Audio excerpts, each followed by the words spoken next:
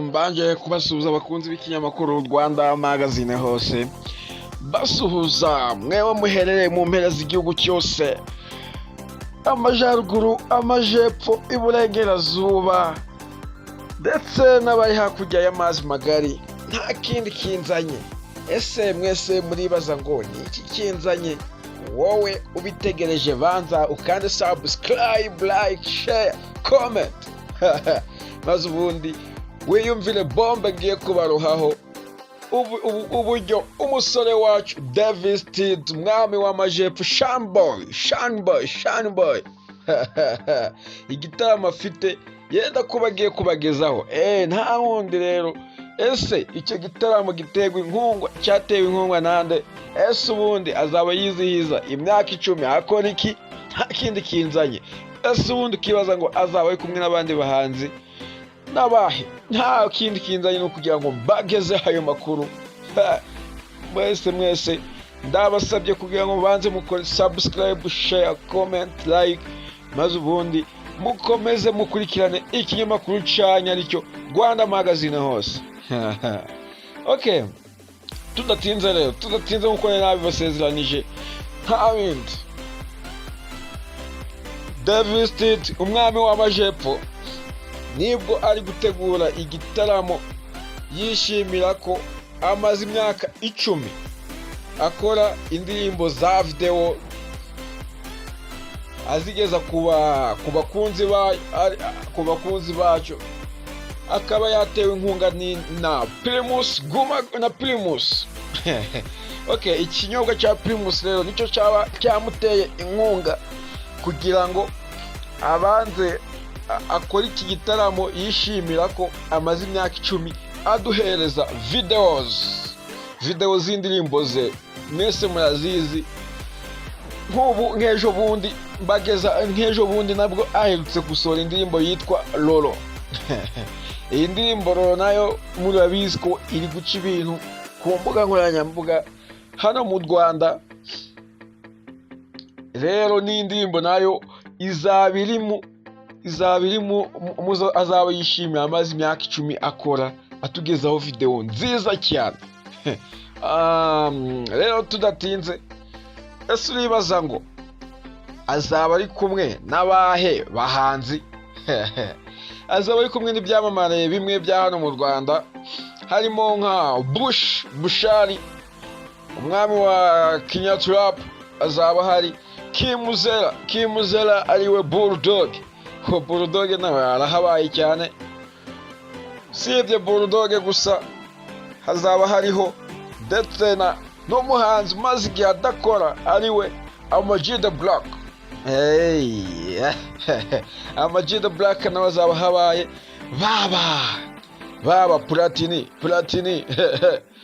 nawe azaba habaye.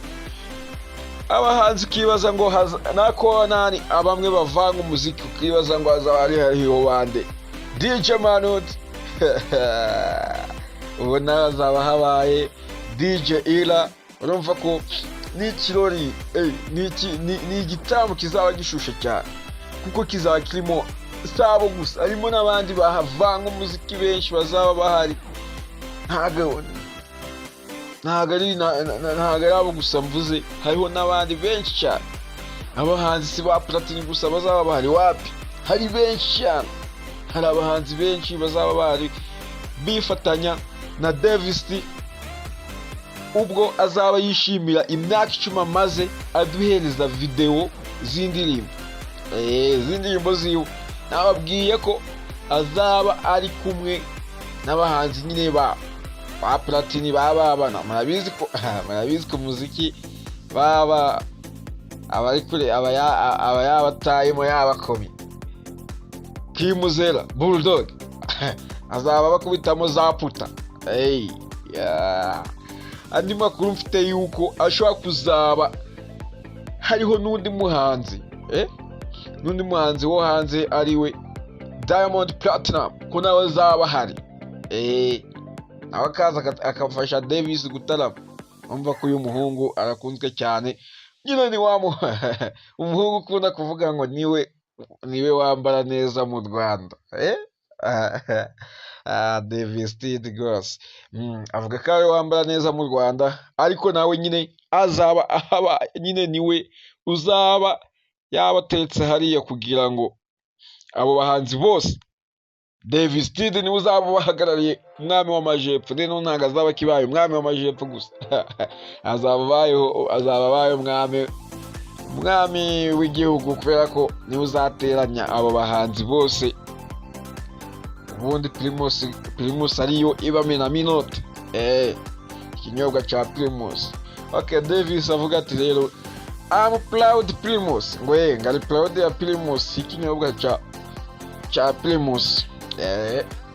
Okay, rero ni umuhanzi wacu Davis D, nta wundi, tumukunde, ubundi tuzategereze ngo mbese icyo gitaramo kizaba tariki zingahe. Nta handi uzabikora usibye kuri Rwanda Magazine hose. Komeza wowe uterekeho uhozeho, nta kindi ngusaba, ubundi wowe amakuru kazagenda kose nzakugeza ati igitaramo rero kigiye kuba. Rero wowe wakunze ikinyamakuru Rwanda Magazine, tukabanza tugakurana inkuru yose ukayumva makirangi, baye ngutereye respect kandi uw'agaciro, ndakubaha cyane. Rero nawe nkandira subscribe, like, share, comment, maze abantu bose baje babona iyi nkuru bamenye ibyamamare byabo ukuntu bimeze. Respect.